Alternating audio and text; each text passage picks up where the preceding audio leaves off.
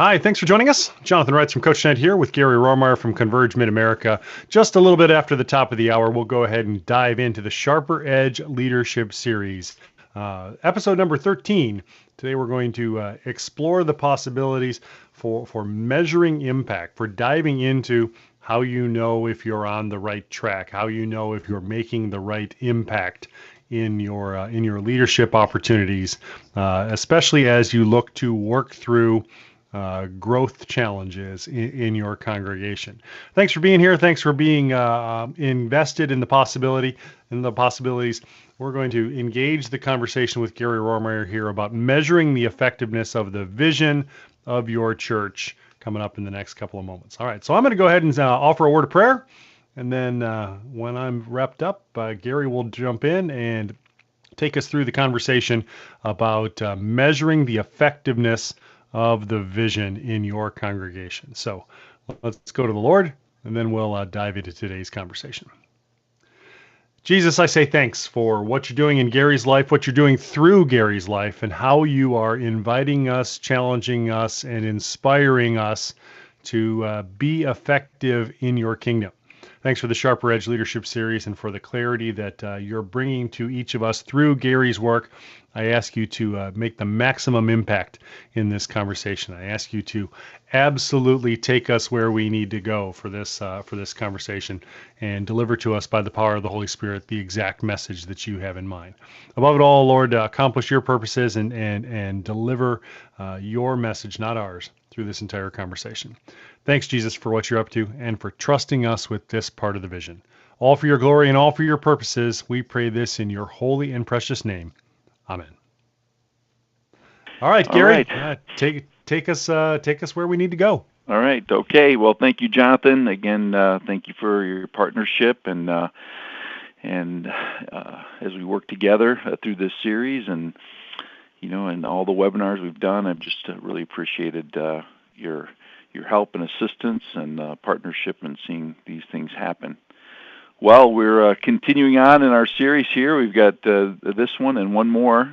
It's amazing that we've gone through 13 and now going to be doing 13 and we're going to wrap up next month with 14. But this, as we just kind of review again what we've been looking at, the whole idea of sharpening our edges.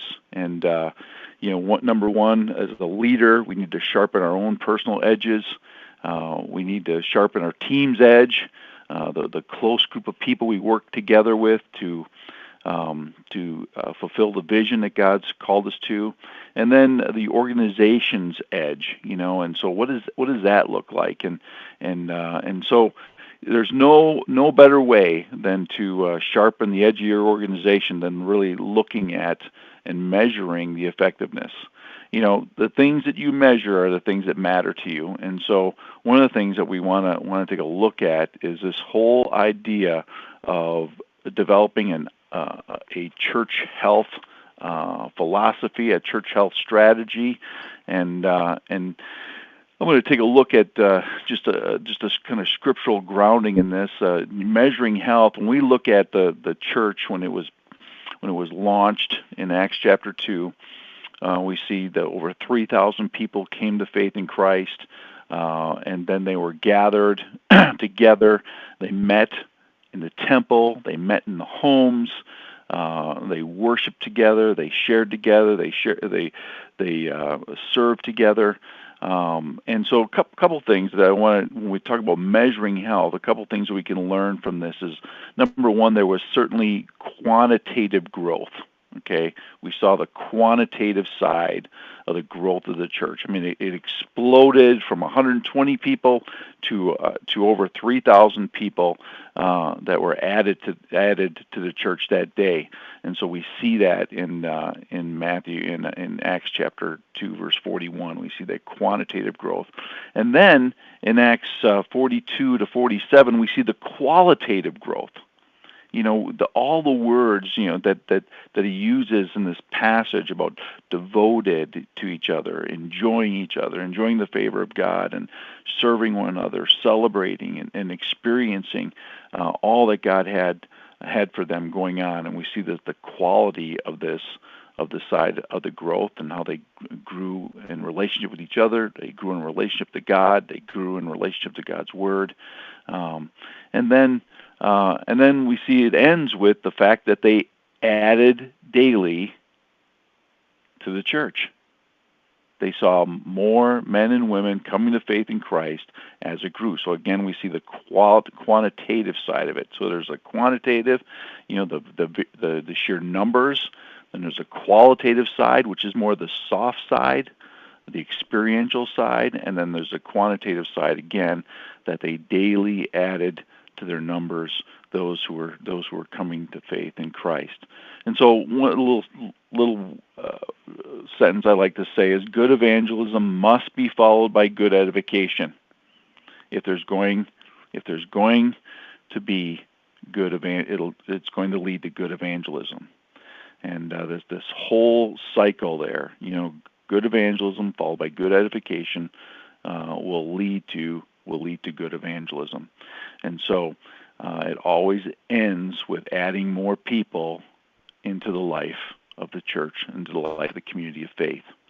So let's look at these two things. The quantitative side of growth. The quantitative growth is measured by looking at key numerical ratios that guide any church, no matter what size or location, towards organic and organizational health. So what are these key numbers? Here's some key numbers that we're going to look at. The new visitor ratio. How many new visitors do you need in an average month to grow your church? That's a ratio. That's a number you need to look at. Baptism ratios. What is a healthy percentage between the average worship attendance and the number of people being baptized on an annual basis? Giving ratio. What's a healthy dollar amount given per person on an average Sunday? Serving. What is a healthy percentage of average attenders and those who are engaged in ministry?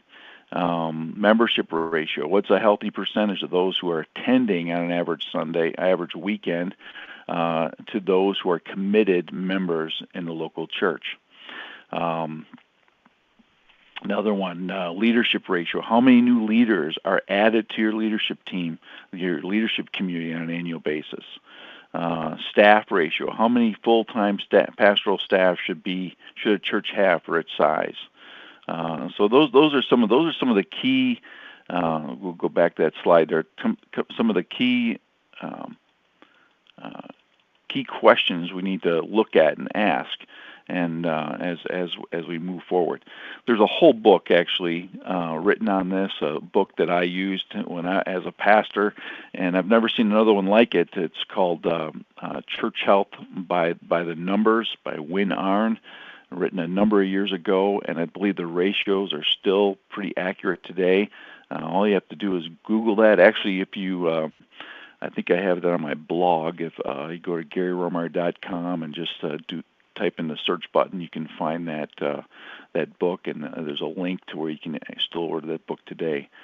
But so let's look at some of these ratios. Let's look at some of the ratios that are recommended here. So a new visitor ratio, 5 new visitors for every 100 attenders. Okay, so that's about a 5% growth. Then you talk about how you retain them. What's a good way of retaining that? So the first visit, 1 out of 4, 25%. If you can retain 25% of your visitors on an average Sunday, you will grow. Second visits, 3 out of 4, 75%. If you can retain those, you're doing very well. Some other interesting ratios. One of the things we look at is 1 out of 10. So the whole idea that if you have an average attendance of 150, you should be baptizing at least 15 people on an annual basis. Giving ratio, $20 per week is a number that we look at, and so in new churches, we see that number being a lot lower. In older churches, we see it being a lot higher. And so, when I was a pastor, when I was a church planter, one of the things that we started off, we were getting about $5 per person on an average Sunday morning. So we had about 65 people, and we were getting about, and I still remember this today, we were getting $329 a week in offerings. So we're getting about $5 per person on an average Sunday. Well, over 10 years of growing our church and growing people spiritually, relationally, growing the church organizationally and financially, we were getting about $40 per person in 10 years. And so you can see that how that grows, and so you want to look at that ratio.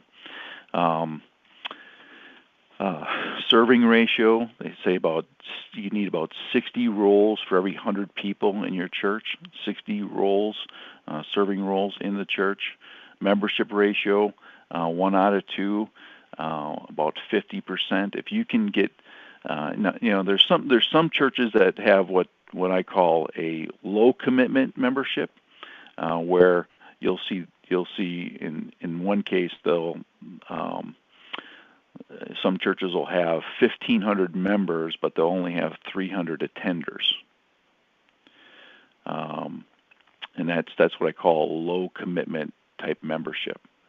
The churches that typically have what we call a higher commitment type of member will have 300 attenders and maybe 75 to 100 members, and so however you determine it. So that ratio, the 1 out of 2, is really the ratio for what we'd call a high commitment membership. Leadership ratio, 1 out of 5. You should incorporating and bringing, at least 20% of the people who are serving as leaders in your church, should be a part of that. And that's how you keep the church new, fresh, and alive, is by bringing in new leadership into the life of the leadership community. Staff ratio, it's about 1 for 150 people, so 1 full-time pastoral staff for every 150 adults, 18 or above. I actually wrote an article on my blog related to that on staffing issues, and one of the myths, that we've been addressing within our movement is the fact that everybody wants to hire staff. Everybody wants to hire staff right away, and because of the economic challenges that we've faced, a lot of churches have gotten in trouble by being overstaffed, and so one of the things that we say is that you should not. Your staffing budget should not be more than 50% of your annual budget, and so you got to look at that. And all too often, a lot of churches try to staff for growth, and they end up spending savings and money and not seeing a lot of fruit from that. And so I'd encourage you to maybe read that article. It's called 9 Myths Facing the Church Today, and that's on my blog also. So these are some of the quantitative growth issues that you got to wrestle with and face. I would say another number here on top of this number, I would say would be something in the realm of reaching your community. One of the things that we would always say when we would go into a town to plant a church is we put the vision out there and say, if you can be impacting 2% of your population,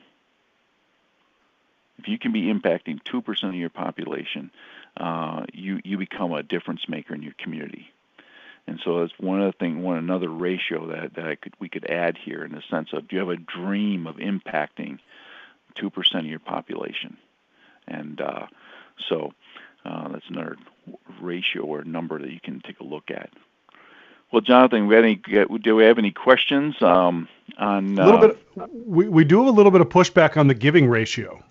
Okay. Folks wondering about, first of all, where the $20 per week number came from, and then secondly about congregations that do a annual stewardship commitment, and wondering what kind of numbers you might look at for congregations that do that pledge service, that pledge process, right. Every single year. So what are your thoughts?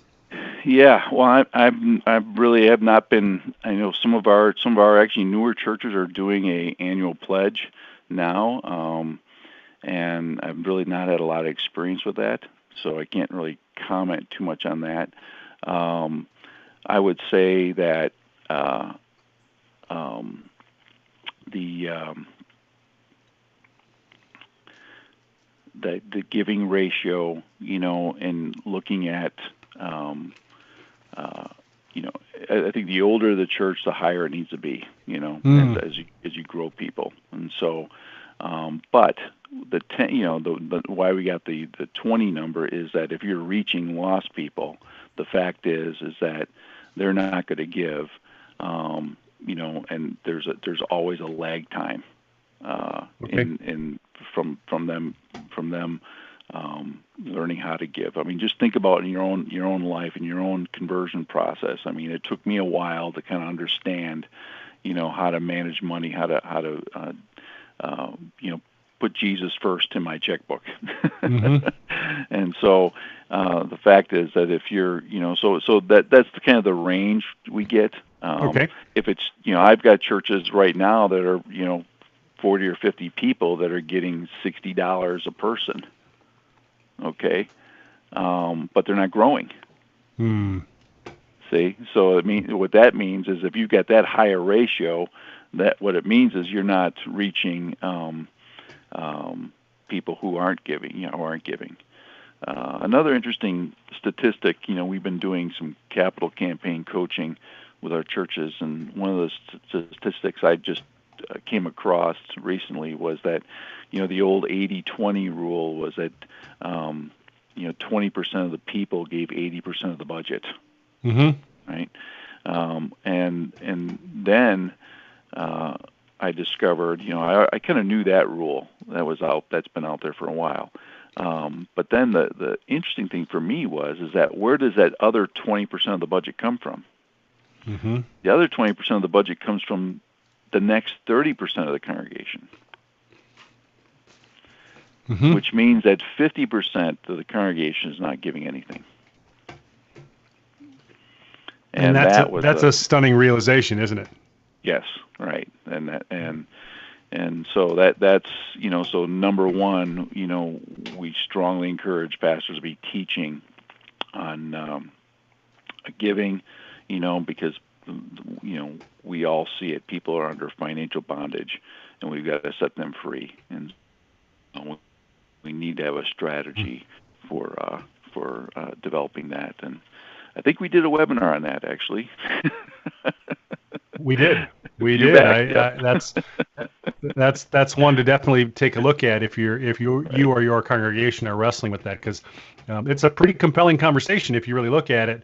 What it takes to do to do a good job of getting those financial ratios correct. So great thoughts. Yep.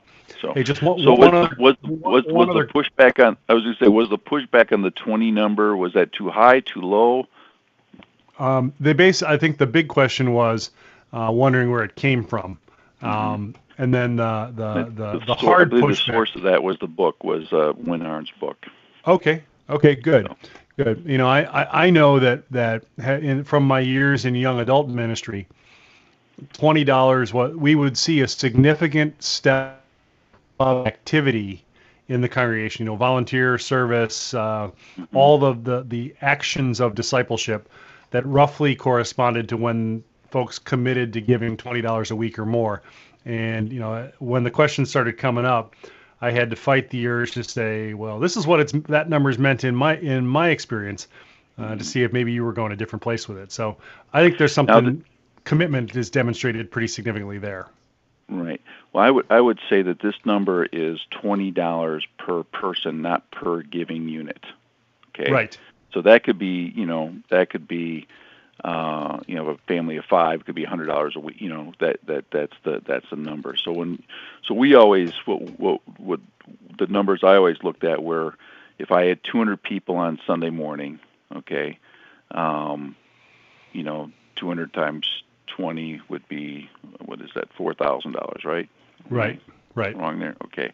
So that's the number. It's not per giving unit. If it was per giving unit, yes, that'd be low, but it's per person, and that counts kids and adult, everybody. So if you're averaging, 200 people on a Sunday morning, and you're averaging more than $4,000, you're doing well. So, Okay. Okay. Good. That's helpful. Hey, one thing I'd noticed before you jump back in, I would want to make people aware of is that I put links to both of the articles that Gary referenced in the chat area. You can just click on both of those, and it'll open up a browser window that has the very article that he was referring to. All right, great. Okay. Well, let's talk about the qualitative side, and that's the soft side. This is the the qualitative side of health in the local church is measured through the attitudes, feelings, and perspectives towards people, towards programs, and the progress of the church. And so this is really the soft side of leadership. And one of the things, so in a one of the things I tell pastors, you need to have a dashboard, right? Every church needs to have a dashboard. You need to figure out what measurements are important to you. So go, so on the qualitative side, here's things that are important to me. I need to know how many guests we had this week. I need to know what our attendance was this week. I need to know what our offerings were this week. I need to know, whatever those key measurements for you. You need to have what I call a dashboard where you're looking at those on a weekly basis. The qualitative side, because it's attitudes, feelings, and perspectives, it's hard to have a dashboard for that. Well, but there is a dashboard, and that dashboard it comes out in the Natural Church Development Survey, which I feel is the best tool for uncovering these things, these attitudes, feelings, and perspectives from your people. From your key people about how the church, what their feelings towards people in the church, their feelings to the programs of the church, and the progress of the church. And so this is one of the best tools that I've seen out here that give you a dashboard in a sense of what people are feeling about the church. And so we're going to take and walk you through that process real quickly. And so the NCD characteristics basically measures 8 key things that Christian Schwartz, the author of this research, which he did in 1995, and our church, the church I planted, had the privilege of being part of that initial 1,000 churches that were studied across the globe.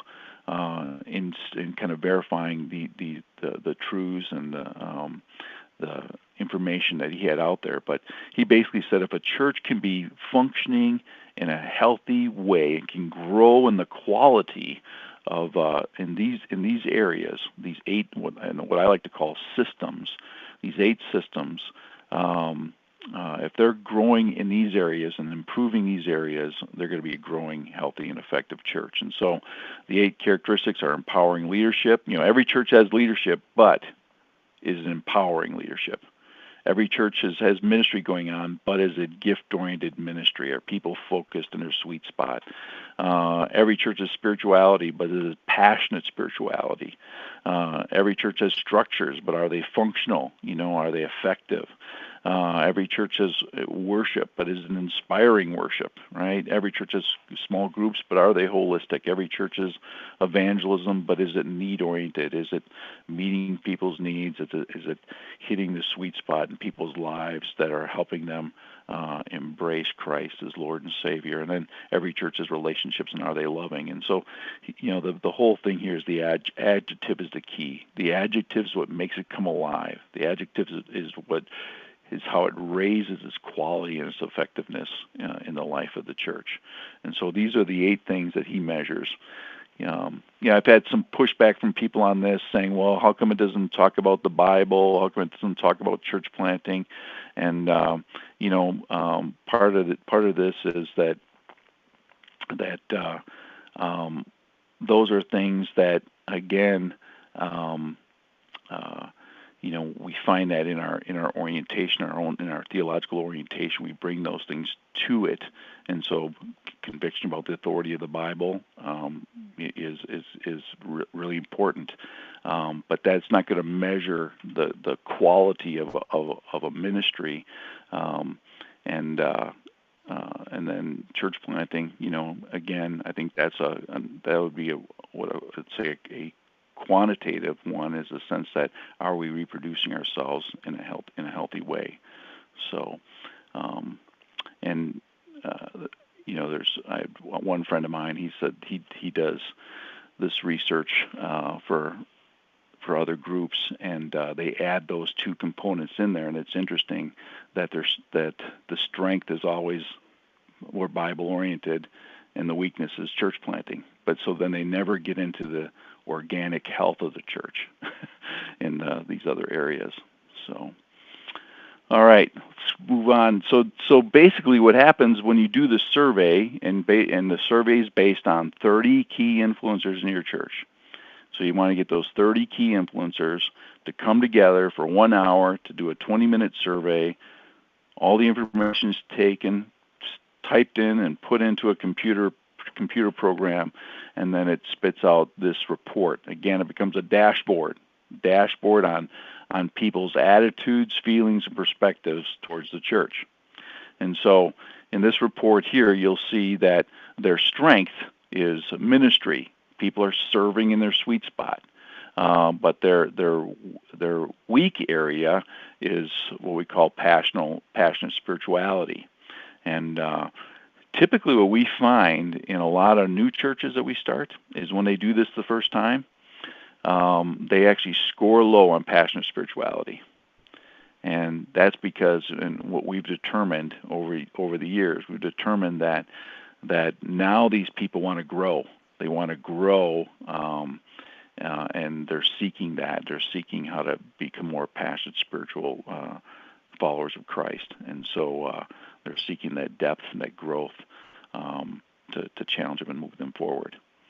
Another key number here is what we call the average number. And so you add all these up.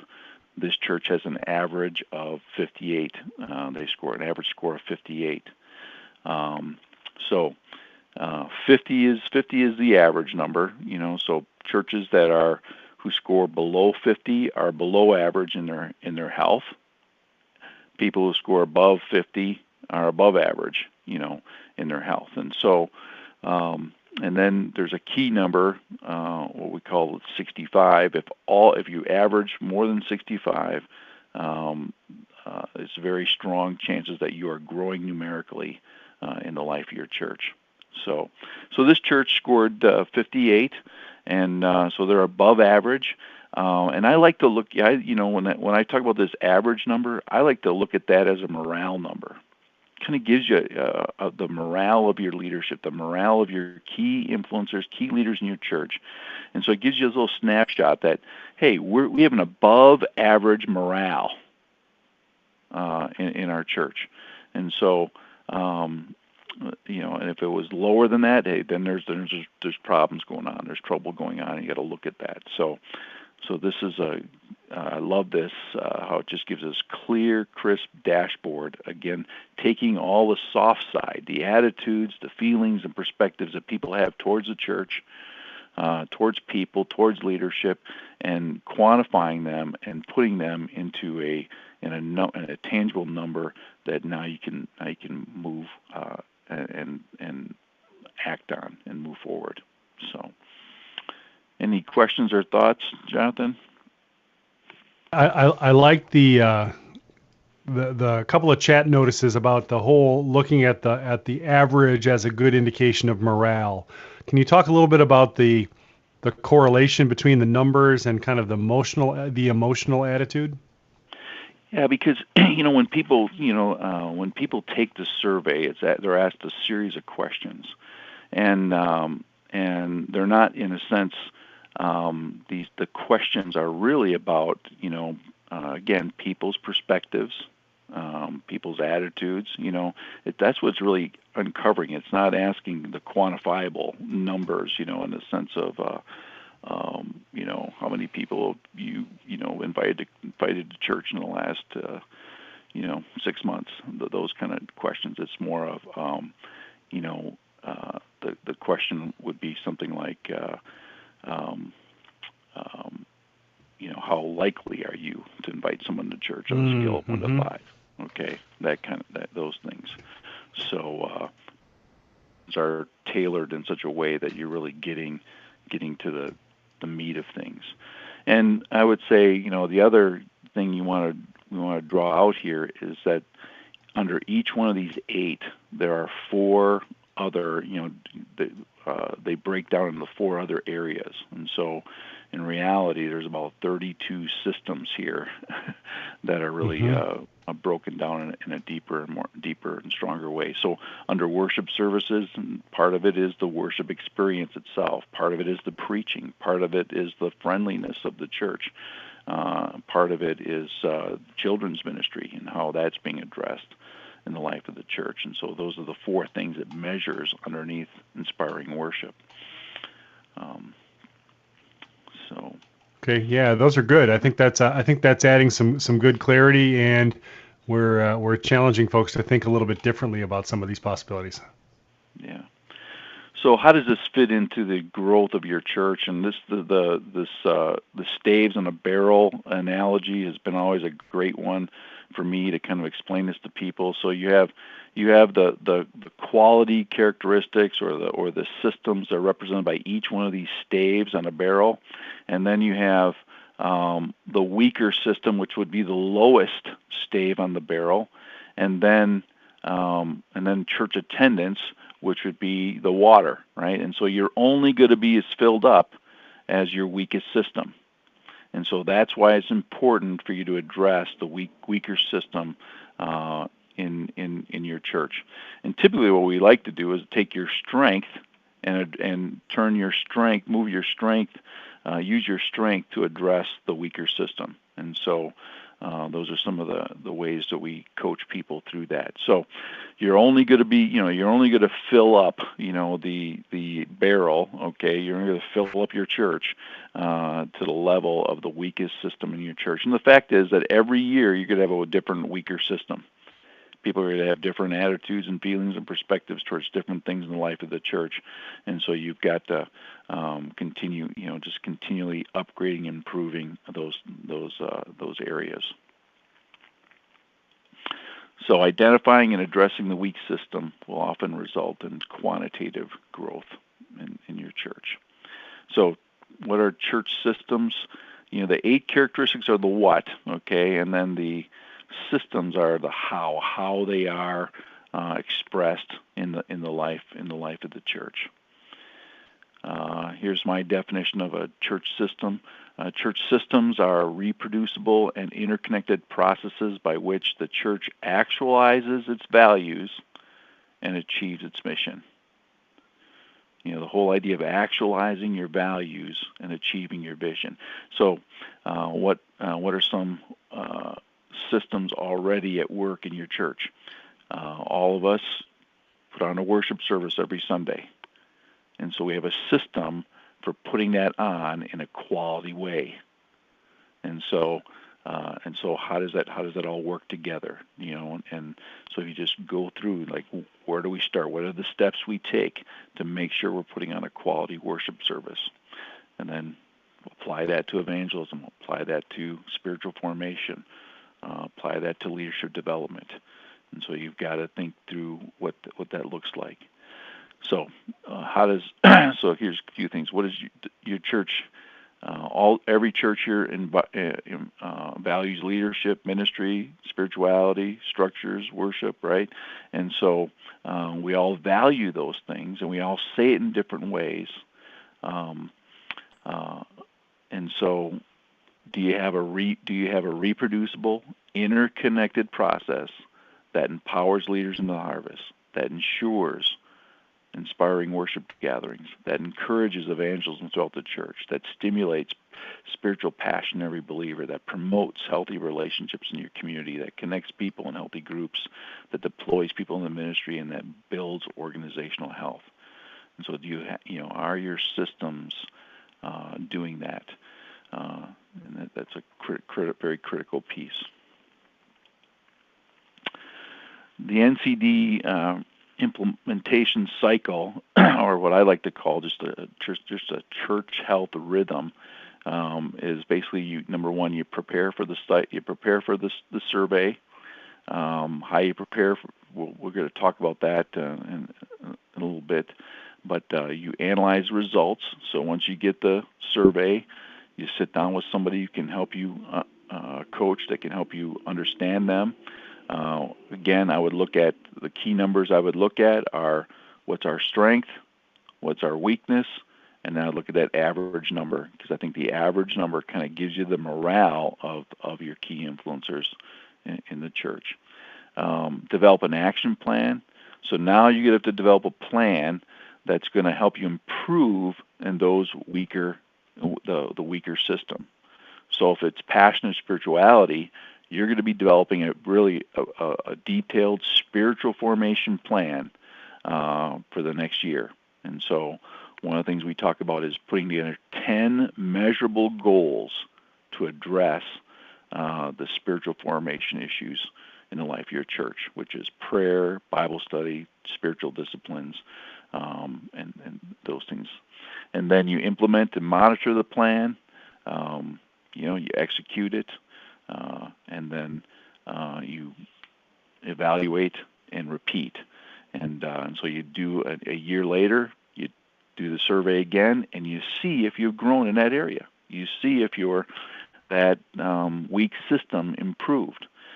We've had churches go from score really, their weak system was empowering leadership, and they focused on improving that over the course of 12 months.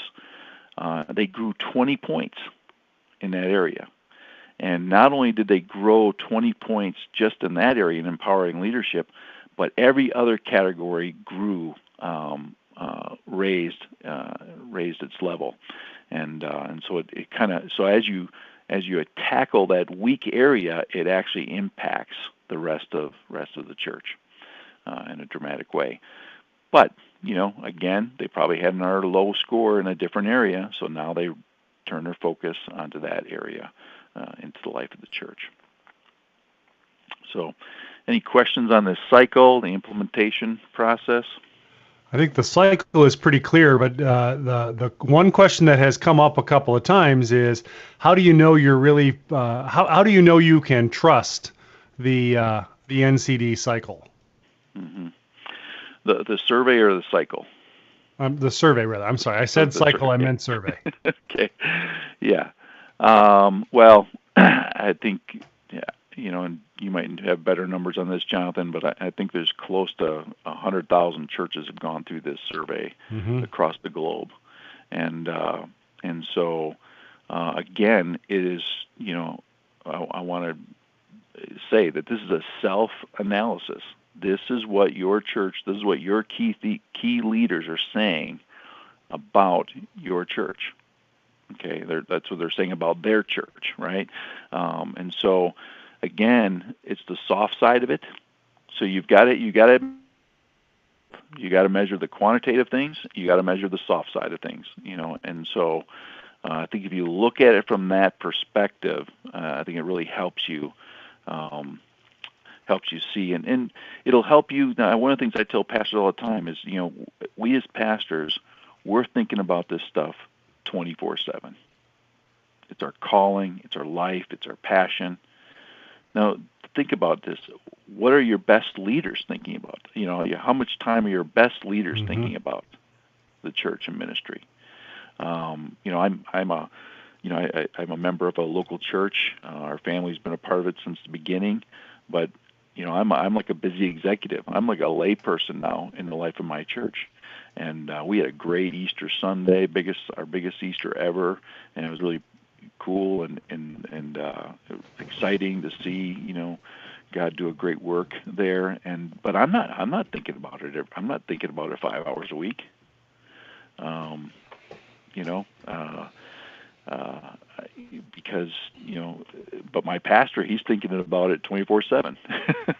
Mm-hmm. So so it's a whole different. So when you get you're getting people's perspectives. This is important because it's going to guide you in the future. Because when you listen to them, when you hear them, hear what they're saying, hear what they're feeling, they feel valued and listened to, and that helps create morale and Mm-hmm. boost morale in the life of the church. Mm-hmm.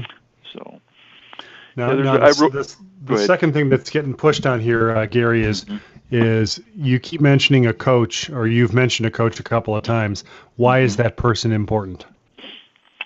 Yeah, I think again you want objective, uh, an objective view towards it, a person who's going to bring perspective into it. So we've had, it's very interesting. We've had churches score an average of 70. Okay, um, Nice. and like their low score was like, uh, you know, 71, or their lower score was 67. Let's just say that, and it's interesting. The pastors who they're the ones who call us and go, how can this be? How can we have a low score of 67? Um, in evangelism or in, let's say, passion of spirituality, and so they get all worked up about it when that is like a dramatically high score, Mm-hmm. and so we got to help them have perspective in that. The sad thing is that when we get churches that score 15, they never call us. They Yeah, they never interesting. call they never call the question if the survey was right or not. Interesting. So again, what does that show you? They don't care, and that's why their church isn't growing.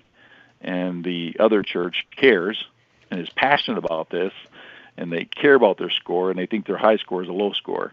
Uh, Mm-hmm. so so that's real important there. Yeah, those are great insights, and just having someone that you can wrestle with and push through the process with, I think that's a valuable insight in and of itself.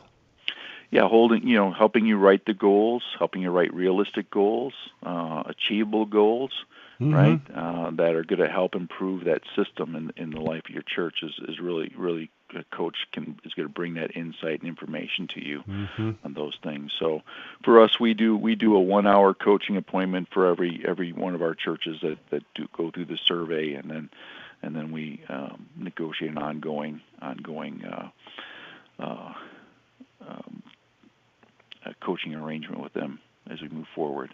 So Right on. Right on. one of the things that makes this work is that you develop, every year you have a church health team that really works on developing a plan, implementing the plan through the life of the church. And so one of the things that will happen as you develop this team is that it's going to be filled with different people every year, because you're going to have different departments of the church, and you have different levels of expertise. So if you scored low on inspiring worship, you're going to have members of the worship team on there. If you scored low on evangelism, you're going to have your evangelism team members are going to be on the team. So, but the key thing is, you need a team leader, someone who's going to really run the meetings, keep the group organized, keep the group focused. You need a strategic thinker, someone who knows how to develop systems, who knows how to think through process, who knows how to get you from A to B in moving forward. You need someone who loves to do research, so they're gonna be getting on the web and looking at different ideas, what other churches have used, different materials, curriculums, maybe to address those issues. You need somebody who's going to be committing this process to prayer and dependence on God, and cultivating that out throughout the community, keeping the prayer team um, um, uh, apprised of what's going on in as the church, as this team moves forward to developing a more healthy church. And then a communicator, someone who's going to communicate what's going on through the process and how the church is moving on and improving in the different areas. And then members of whatever ministry team is going to be focused by this weaker system in the life of the church. So this is always critical. Part of this will be, some of these people will be on your board. Some of these people will be added to. They'll be members of your board. Some people will be members of these ministry teams. But you really want to work on getting the right people there, and as you kind of move forward. And it's going to keep the process moving forward and keep you accountable in achieving those goals. The frustrating thing is, people write out plans and they don't do anything with them. They don't achieve them. They don't hold each other accountable to achieving these goals and plans. And so it's one thing to write a plan, but then you need to have accountability, and that's why a church health team is really important, and a coach alongside that to keep moving forward. All right. And so when you pull a team together, one of the things you want to set is what we call these qualitative goals. Michael Gerber says an action plan is a form that defines a desired result, requires materials, sequential steps, quality standards, due dates, staff responsibilities for the individual business processes. And so again, you write out these goals. What are you trying to achieve? How are you going to achieve it? Who's responsible for it? And when does it need to be achieved? So one day I was working with a pastor, and he wrote up a plan, came and presented a plan. It was an excellent plan. And he had the what, and he had the how, and he had the when, but the who was just him. He was the only one responsible for these 10 goals.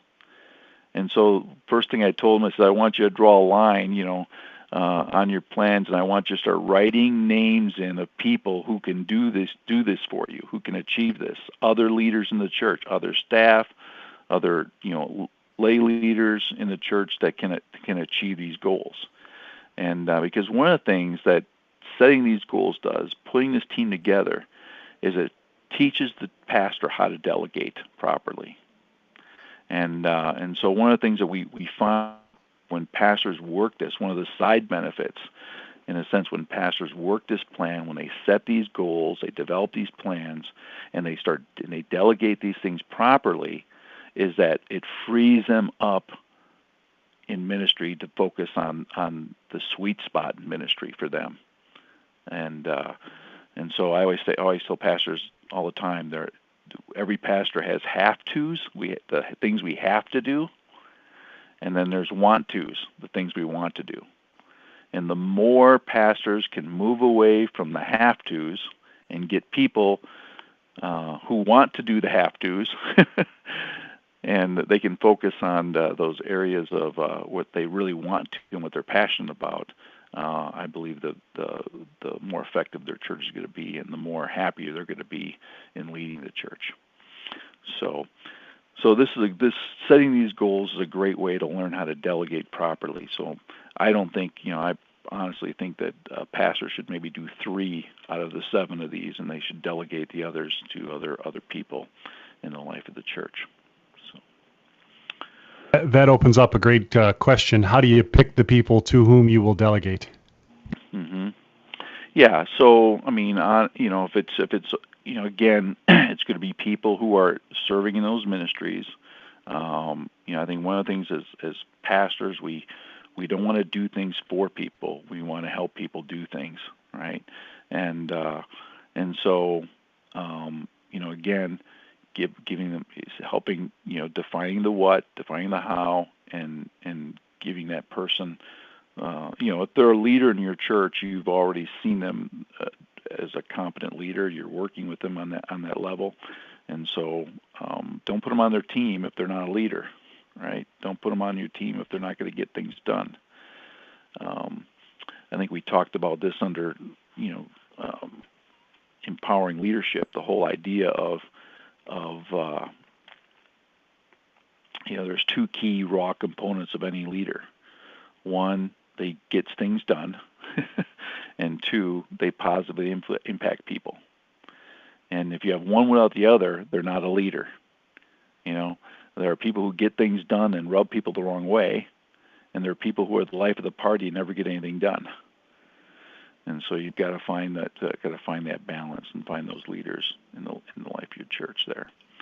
Okay, so here's how the rhythm looks like on a timetable. So one of the things for I would say for us here in the Upper Midwest, the main thrust of ministry life in this area would be from September to Easter. And so what I encourage churches to look at developing a rhythm, a church health rhythm, when they evaluate their main growth thrust season, the main ministry season. And so you take off May and June to begin prepare and to take the survey, and then you analyze the results. During the summer, you develop an action plan, over the summer months, and then you launch this action plan, implement it, and monitor it September to April, and then you go back and repeat the process. So that's one of the things in our region. We talk about Church Health Month. May is always Church Health Month. So we are just right now pushing and promoting and wanting our churches to get into a healthy church rhythm that they can establish. So, any thoughts on this, Jonathan? Have you seen any of this around in your coaching? I actually have one of this. I agree with you wholeheartedly on the two busy seasons of ministry. The thing I think that churches miss out on is that preparation season. Mm-hmm. You know, you've got the tail end of the active season in May and June, and then all summer to really do some serious and effective, useful information or useful debriefing on what you're actually learning, and churches miss that. And so I really appreciate hearing this laid out really clearly like that, because that's an opportunity that I think too many churches miss too easily. Yeah, and I think as you think about some of the areas that you want to focus on in the life of the church, this will help really inform your preaching cycle. What you're going to preach on during that September to April, that season. What areas you want to focus on in the life of the church. I mean, if it was passion and spirituality, you want to do some type of what we call a spiritual emphasis campaign, like 40 Days of Purpose or 40 Days in the Word, or some type of campaign like that that's going to really get people into the Bible and maybe something on spiritual disciplines. You want to do a series of messages on spiritual disciplines, so it just informs the way you preach, and you can really lead the church in that endeavor. Well, here's some of the research. They just did a research project on churches that did 3 surveys within 31 months. Basically 3 years, and so here's what they've uncovered in those churches. So each quality characteristic averaged a 6% increase. So if they scored 49 in passion and spirituality, they grew that to at least 54. They increased their worship attendance by 51%. In 31 months. They saw transfer growth decrease and conversion growth increase because they got focused on vision and mission. And then here's the other one: the workload of the leaders, especially the pastors, decreased because they learned how to delegate through the process. They weren't owning all 10 of those goals. They were giving those goals to other people. They were giving away leadership. They were empowering others to do the work of ministry. And so these are just great, quantifiable results that we see. My friends here in the States, who are and this is based off of global research, but my friends here in the States say that actually the increase in worship attendance is higher in the United States. And so we see that happen. Here's an example of a church. My friend Dave Wetzler gave me this slide and talked about a church plant that did the NCD survey in the first 5, 6, 7 years of their life. And so you can see their very first one, they scored 37. Well, they probably didn't have a lot of systems in place that time. And then it grew to, their average was 47 and, 50, 60, 70 and on. You see it continue to go up. And so you can see what they're during that time. Now, Dave tells the story where about year 4, the pastor said, and by this time he had some staff with him and key leaders. And year 4, they decided that they weren't going to do the survey because they, as a team, kind of felt they knew what their weak area was. And so Dave, whoever was coaching him, convinced him, no, if you just do the survey to see if you're right, to see if your team is right, your guess is right. And so they did the survey, and they were wrong.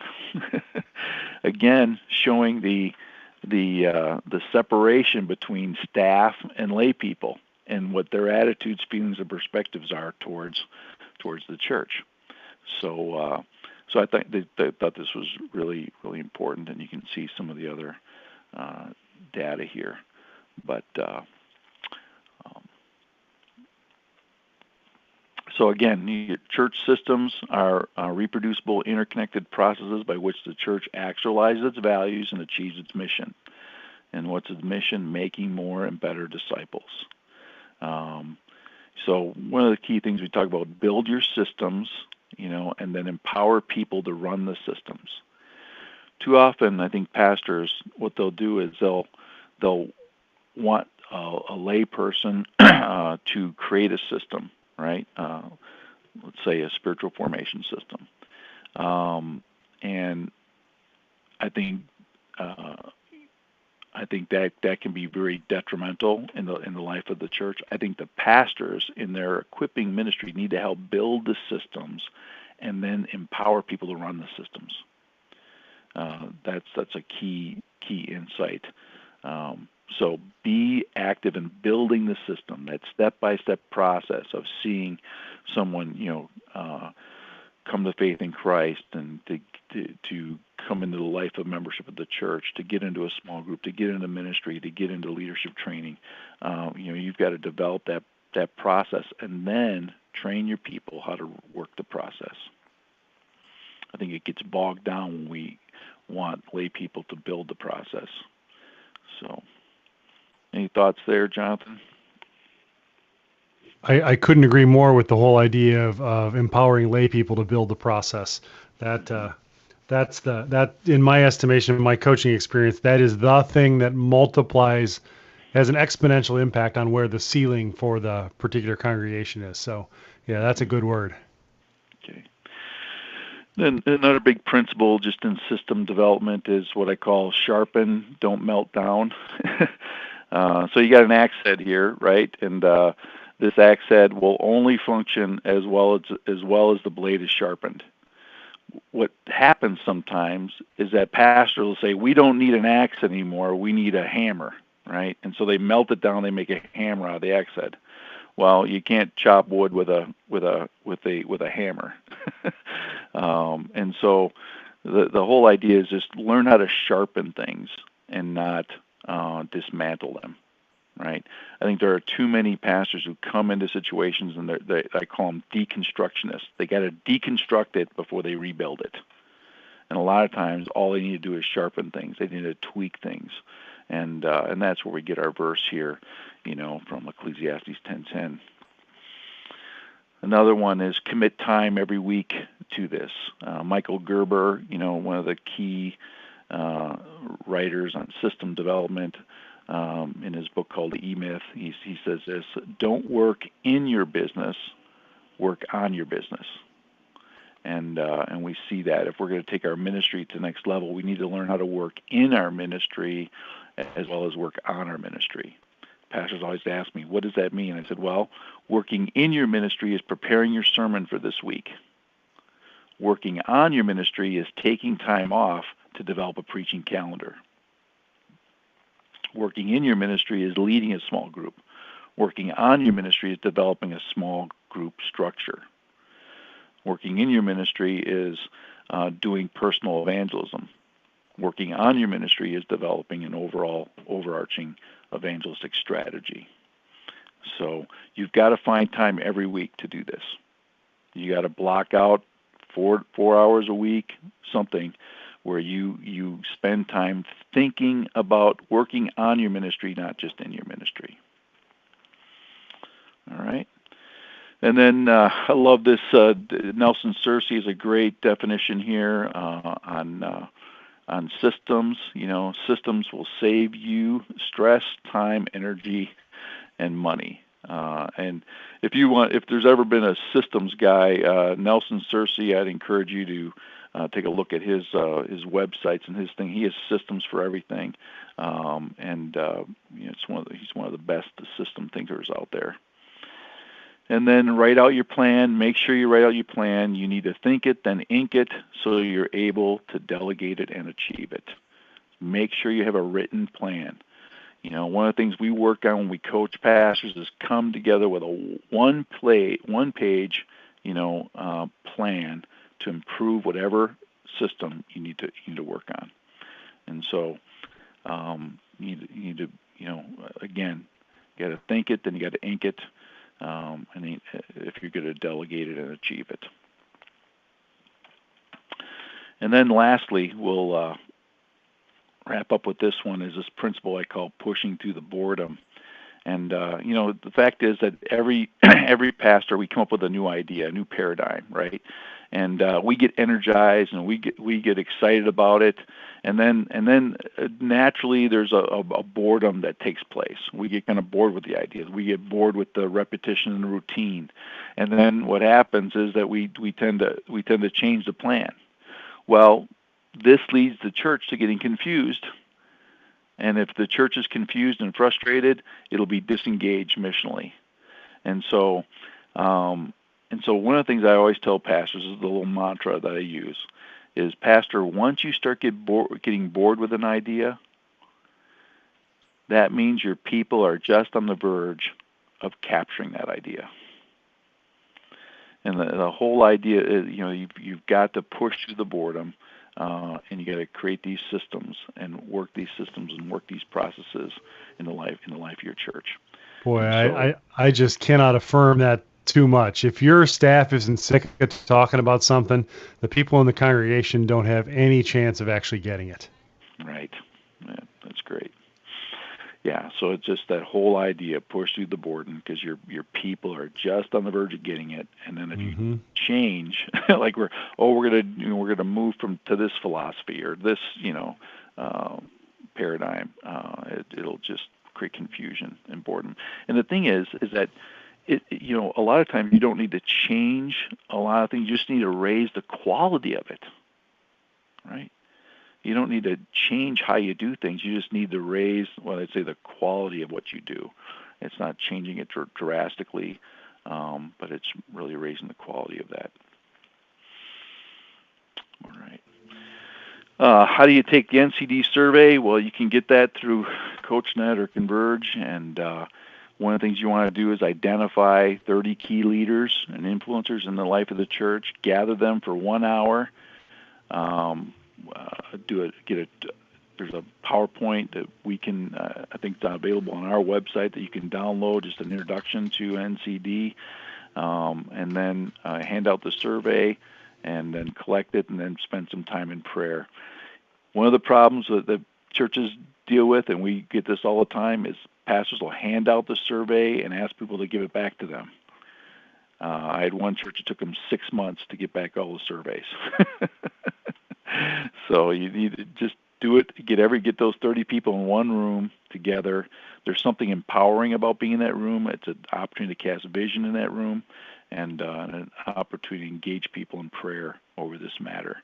Then you send it back in. We put the survey into the system and get the results, and then We help you identify key leaders for your church health team, and then we encourage you to find a coach to walk with you through the process.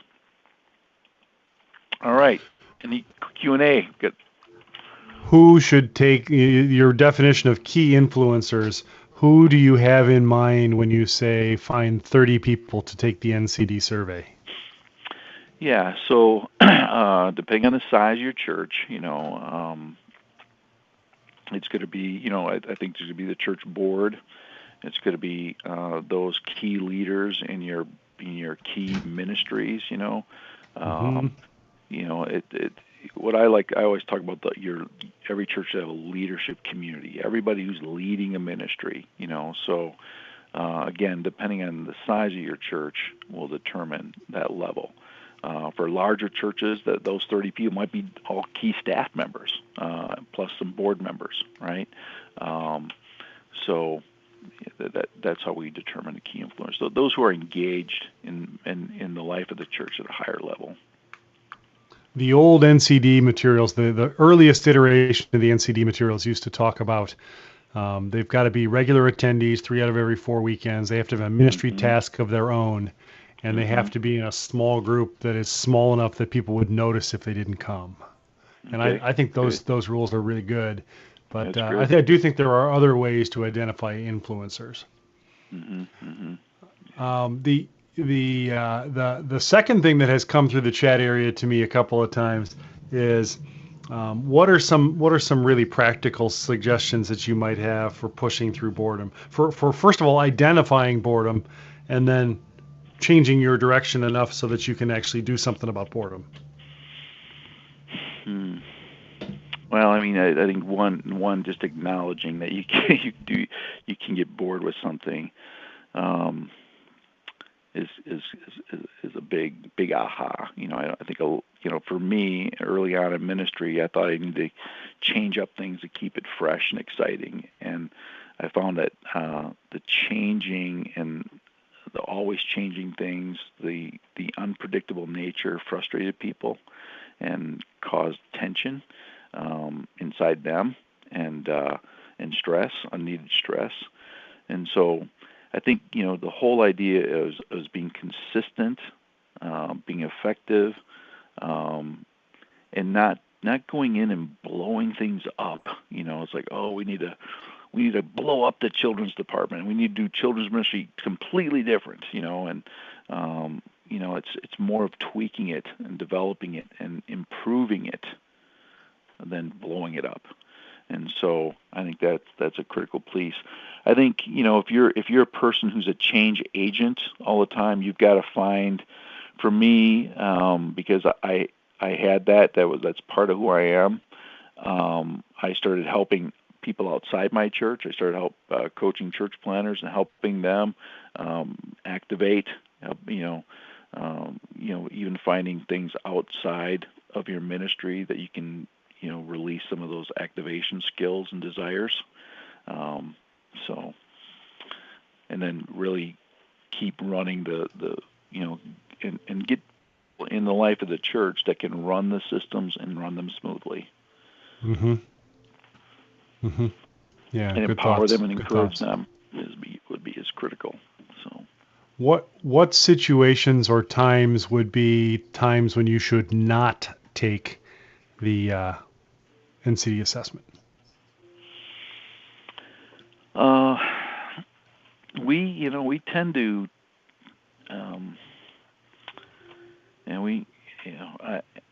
I would say if you're a church that's, a brand new church that's 3 months old, I don't think you should take it. I think you should, if you just launched your church in this spring, I don't think you should take it in May. I think you should wait a year. I think it's too new and too raw. Okay. That would be one time. I can't think of any other time. Like when we do it often during pastoral transitions, before churches enter capital campaigns. We like to do it because we like to see the morale, of the church that way. We had one church that their capital campaign really tanked, and a year after it, we discovered that they had done an NCD survey, and their low score was loving relationships. Hmm. Well, I think we would have put some energy into the relationships of the church, which had an impact on the giving, right, and an impact on people getting around the vision. And so that's some of the things, like, when we do capital campaigns, we'll really encourage the church to do an NCD before they do that. We have churches that are in transition now, and so we encourage them to do the NCD during those transitions to get a baseline. And then to do it a year later to see how they've improved the ministry and improved the morale of the church. So there are very few times you shouldn't do it. I mean, and more times you need to do it. Okay, good.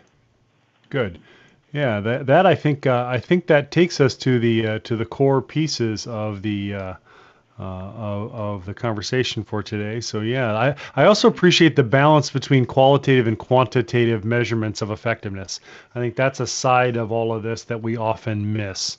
So yeah, keep your eyes open for measurement in multiple different ways. And of course, I realize that this may ring a little hollow coming from me, but a coach can absolutely help you assess that situation accurately and clearly, just by the fact that you might have a preview or an uninvested, non-biased set of eyes looking at the same situation. It's amazing how different situations look when you have a clear picture of what you're actually looking at, or some outside feedback at what you're actually looking at. So yeah, we'd love to help you with that. And Gary's got a network of coaches. We've got a network of coaches. We'd be excited about helping you through that conversation for you as a leader or for your congregation as a whole. So Gary, hey, some great work today. And I do want to urge you to follow up with Gary if you have questions or other details. Here's how to get a hold of him: his contact information, various websites, his Twitter.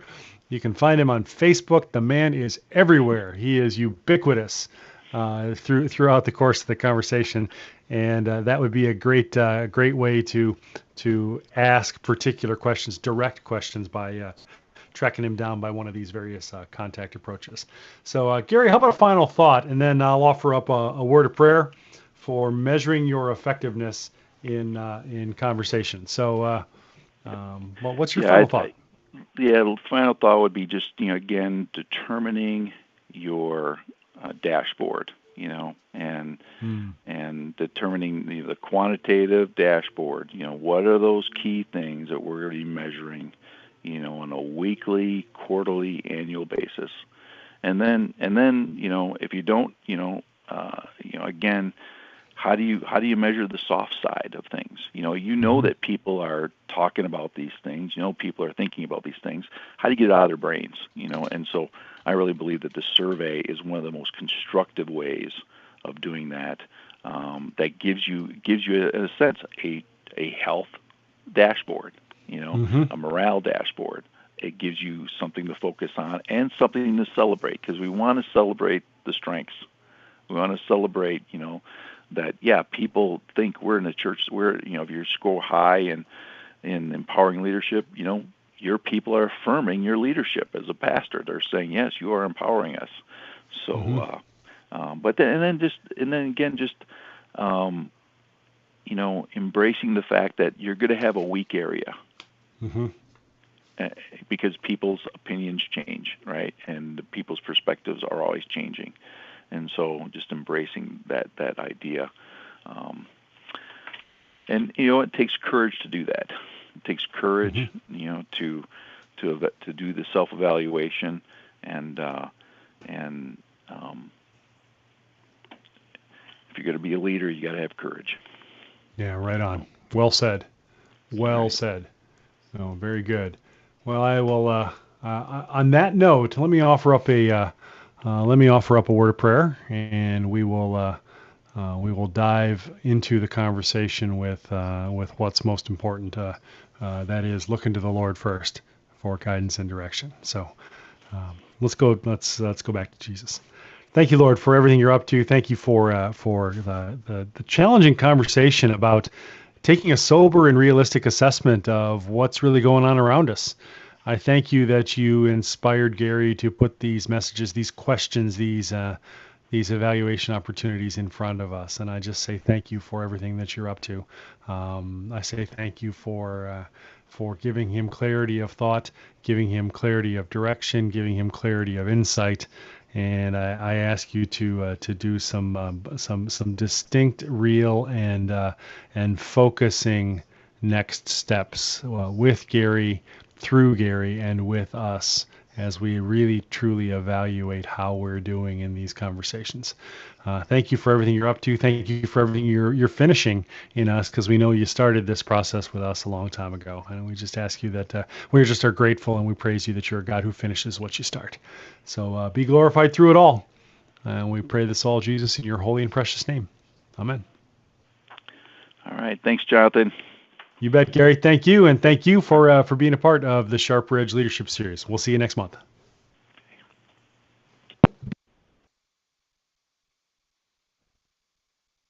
Recording of the conference has stopped.